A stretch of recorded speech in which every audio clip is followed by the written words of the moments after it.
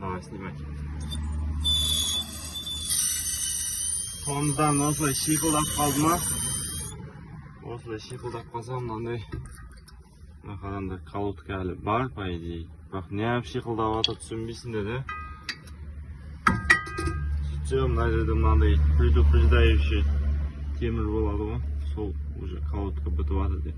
Дискіге тиіп жатыр, дискті құрт қоймас үшін. Осындай предупреждающий темір шиқылдап жатса, колодка бітіп жатыр деген сөз.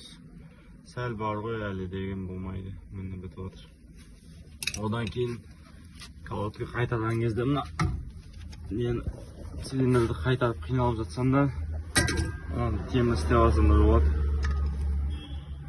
Екі колодканы аласыңдар, бір-біріне сварщик досым болса, ортасын тесіп, настроительде екі гайка, мынандай бір шпилька алсаңдар, осылай сваклетіп алсаңдар, қайтарғанға осыны итеріп қайтара бересіңдер.